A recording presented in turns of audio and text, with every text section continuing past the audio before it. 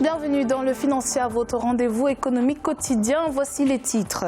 La BDEAC débloque des prêts pour un montant total de 151 milliards de francs CFA à 6 pays de la région d'Afrique centrale. Financement destiné à stimuler les échanges économiques à l'intérieur de la zone CEMAC qui reste aujourd'hui encore très faible.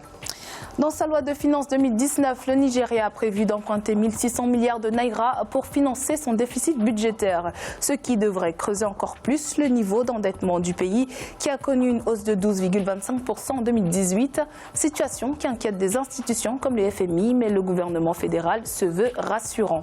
Et puis en fin d'édition, nous ferons le point sur les marchés boursiers du continent.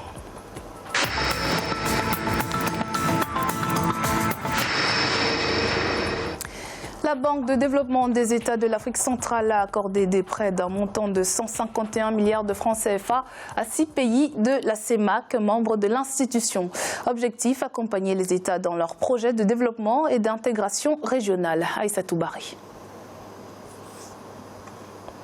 Les 6 pays membres de la Banque de développement des États de l'Afrique centrale ont bénéficié des prêts d'un montant de 151 milliards de francs CFA. Ce prêt servira à financer des projets d'infrastructure dans les différents pays membres qui sont le Cameroun, la Centrafrique, le Congo, le Gabon, la Guinée équatoriale et le Tchad. Une aubaine pour ces pays qui tentent de relever leur économie durement frappée par la chute des cours du pétrole en 2014. Cela va venir justement doper le plan de développement des infrastructures que chacun des pays membres de la CEMAC a adopté les 10 dernières années. C'est pour ça que quand vous arrivez au Cameroun, on est pratiquement en chantier. On peut le dire autant des autres pays de la sous-région à qui la BDAC a apporté ces concours-là. 80 milliards de francs CFA serviront à la construction d'un nouveau terminal à passagers de l'aéroport de Bata en Guinée équatoriale et un autre montant de 45 milliards de francs CFA sera alloué à la construction de 1000 logements sociaux au Gabon. Au niveau de la sous-région Afrique centrale, l'esprit d'ouverture, même s'il est déclamé tout le temps dans les discours, dans la réalité, ce n'est pas le cas. Tant que les volontés politiques n'est pas à l'ouverture, on donnait tout l'argent ici en Afrique centrale que cette intégration ne pourra véritablement pas venir. On continue encore à prendre le visa pour aller dans un pays voisin. Il faut souligner que les États membres de la communauté économique et monétaire de l'Afrique centrale se sont engagés pour une plus forte intégration régionale. Selon les experts, les transactions commerciales entre États représentent 1,5 milliard de dollars, soit 2% du total des échanges de la région. La Banque asiatique d'investissement en infrastructure a validé ce lundi 22 avril l'adhésion de la Côte d'Ivoire, de la Guinée et de la Tunisie. À l'image du Togo qui a tout récemment adhéré à l'institution, ces nouveaux membres potentiels ne rejoindront officiellement l'AIIB qu'après avoir achevé les procédures nationales nécessaires et déposé les premiers versements de capital à la banque. Basée à Pékin, la banque a ouvert ses portes en janvier 2016. L'institution a approuvé à ce jour 7,62 milliards de dollars de financement pour 36 projets dans 13 pays. Au Nigeria, le niveau de la dette fait débat alors que les organismes bancaires internationaux tels le Fonds monétaire international interpellent sur la nécessité de sécuriser l'économie. Les autorités ont entrepris de rassurer l'opinion. Pour rappel, selon les chiffres officiels, la hausse de la dette absorberait près de 25% des revenus annuels du Nigeria.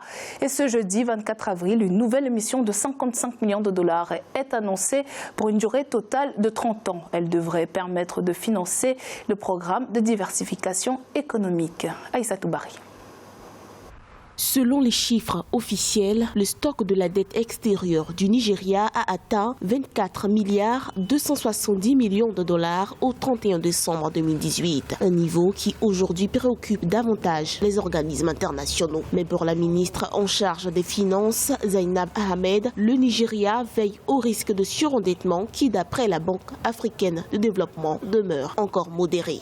Nous sommes très conscients du niveau de nos emprunts. Nos emprunts se situent dans les limites fiscales actuelles. Ce que nous faisons, c'est augmenter notre capacité à générer des revenus afin de nous permettre de respecter plus facilement nos obligations en matière de dette et nos dépenses courantes en capital. La hausse de la dette du Nigeria absorberait près de 25% des revenus annuels du pays. La Banque mondiale et le Fonds monétaire international avaient déjà averti sur les taux d'emprunt. Ils insistent désormais sur la nécessité de créer des marges de manœuvre budgétaires. monétaire. Le pays est entré dans une phase de diversification de son économie qu'il convient de soutenir. Alors, l'endettement lui-même n'est pas mauvais en soi, sauf que derrière, il faut avoir des projets viables qui permettent d'assurer non seulement le service de la dette, mais qui permettent d'engranger des revenus supplémentaires, de sorte à faire baisser cette pression de l'endettement-là dans les années à venir. Le produit intérieur brut réel du Nigeria devrait croître de 2,3% en 2019 et de 2,4% en 2020 selon les estimations de la BAD. À noter que les autorités vont lancer ce 24 avril une émission de 55 millions de dollars pour une durée de 30 ans.